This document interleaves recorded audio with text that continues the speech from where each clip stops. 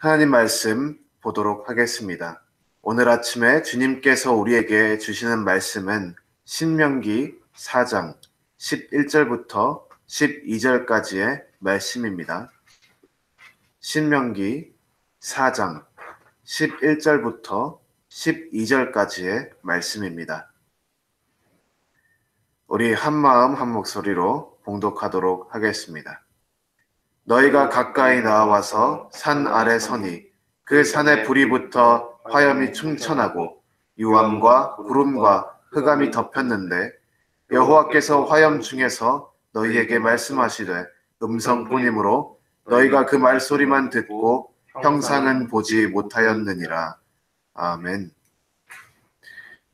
저는 오늘 본문 말씀 신명기 4장 11절부터 12절까지 말씀을 통해서 하나님의 신비라는 제목으로 하나님 말씀을 선포하도록 하겠습니다.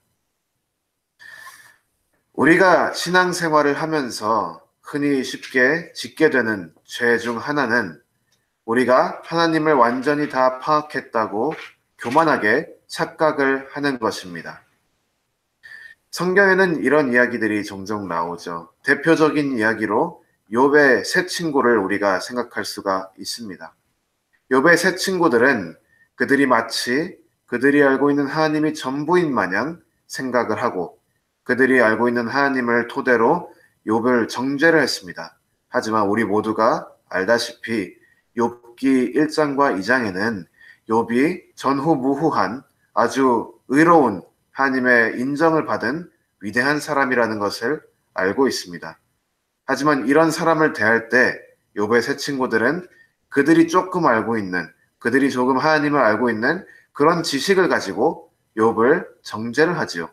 그래서 이미 고통 가운데 너무나도 괴로움 가운데 놓여져 있는 욥을 더욱더 고통스럽게 하는 그러한 악한 일을 행하게 됐습니다. 이러한 이야기를 통해서 우리가 알 수 있는 것은 우리가 아는 하나님이 전부라고 생각하는 그런 교만함에 빠지지 않도록 조심해야 한다는 것입니다. 우리는 너무나도 쉽게 타인의 신앙생활을 놓고 판단을 하고 정죄를 합니다. 내가 늘 자라왔던 그 교회에서는 늘 예배를 이런 식으로 드렸다. 그런데 너희들은 왜 예배를 그런 식으로 드리지 않느냐? 이렇게 정죄를 할 수도 있고요. 나는 하나님이 이런 분이라고 생각하기 때문에 이럴 때는 회개를 해야 된다. 이렇게 얘기를 할 수가 있죠. 근데 하나님 보시기에는 이 사람이 꼭 죄를 지어서 회개를 해야 되는 게 아니라 이 사람이 정말 의로운데 하나님께서 더 키우시려고 고통을 주실 수도 있고요. 여러 가지 일들이 있습니다. 그리고 하나님께서 일하시는 방법은 우리의 이해와 우리의 생각을 늘 뛰어넘으시기 때문에 우리가 함부로 하나님께서 왜 이렇게 행동하시는가 판단을 내리지 않도록 조심을 해야 합니다. 오늘 본문 말씀은 인간의 머리로 모든 것이 이해될 수 없는 하나님의 그 모습을 명확하게 보여주고 있습니다. 본문 말씀 11절 보니까 그 이스라엘 백성들이 호렙산에 모였을 때 그때 어떤 일이 있었는가 모세가 지금 다시 이야기를 해주고 있습니다.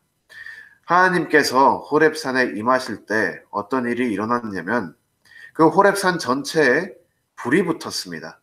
그리고 그 불이 그냥 불에 막 타오르는 산 그 정도가 아니라 그 불이 화염이 붙었는데 그 화염이 충천하였다라고 이야기를 하고 있습니다. 우리가 가끔씩 캘리포니아 산불 같은 거 뉴스에 보잖아요. 그러면 산이 막 불에 타고 있는 모습을 보고 그 위에 뭐 헬기들이 날아다니면서 불을 진압하려는 그런 모습들을 우리가 뉴스를 통해서 볼 수가 있습니다.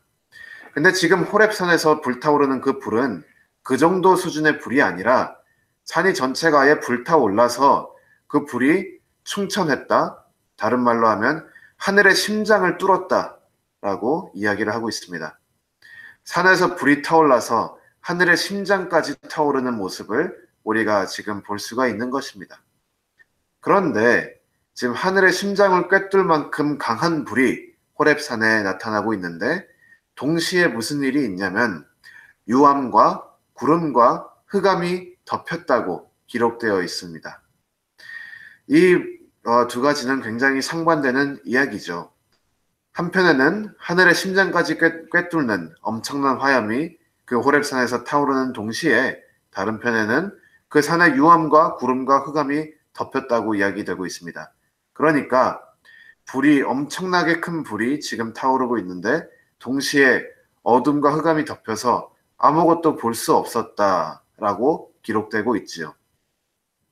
생각을 한번 해보십시오.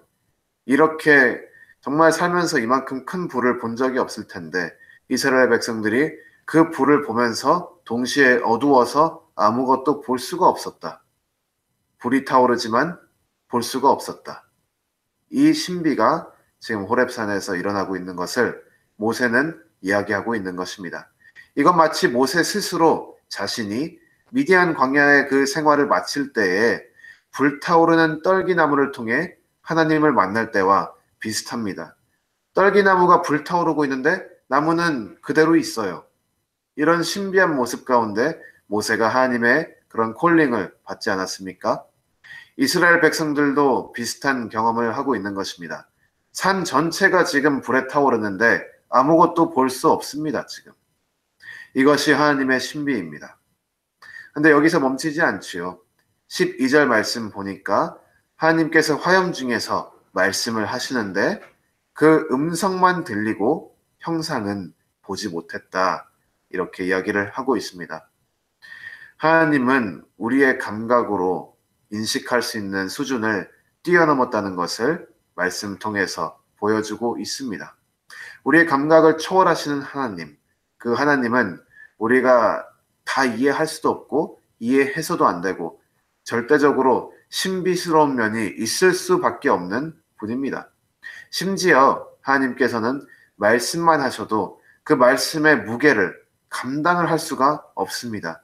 그래서 이스라엘 백성들이 그때에 모세에게 말하기를 우리가 이 음성을 감당할 수 없으니까 모세 너가 우리를 대표해서 하나님 앞에 서고 하나님께서 하시는 말씀을 우리에게 전달해 달라 이렇게 이야기하는 사건이 있습니다.